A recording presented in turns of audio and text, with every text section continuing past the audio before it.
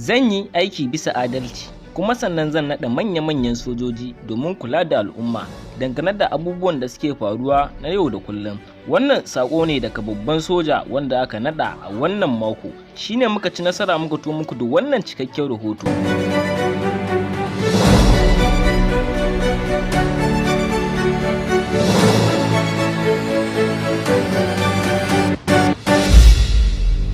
Sabon babban hafsan sojojin Najeriya, Tos Manjo Toret, wanda a halin yanzu shine yake ci a wannan mako, shine ya fitar da wannan sanarwa dangane da rantsuwar da aka yi masa wacce aka rantsar da shi a garin Lagos. Shine yake faɗa da kansa cewa zan yi aiki kuma sannan bisa adalci. Hafsan sojojin ƙasa na rukuni 23.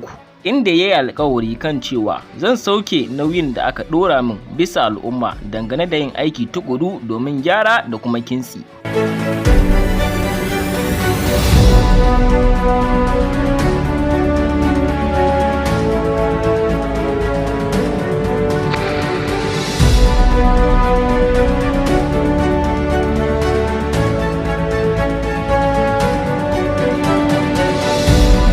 Lagbaja ya karɓi aiki ne a gun Laftanar Janar Faruk wanda yake kan kujera tun watan Mayu, sai dai a halin yanzu ya sauka ya ba wannan wanda ake yi ko kuma in ce muku wanda yake ci a halin yanzu, wato lagbaja.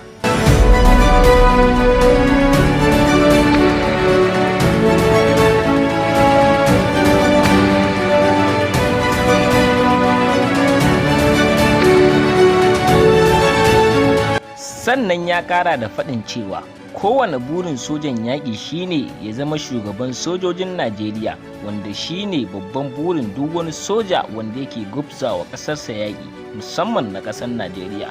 Wannan ita ce babbar sanarwa da sannan kuma yake so al'umma su rike wannan domin kada su manta, domin nan gaba kaɗan shi ma za a sauke shi domin a ɗora wani, duka dai ba tare da wani ɓata lokaci ba.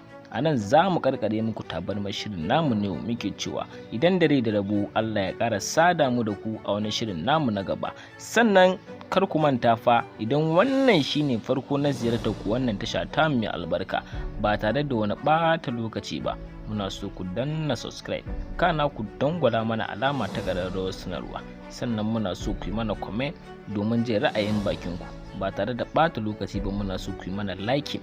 Mun gode.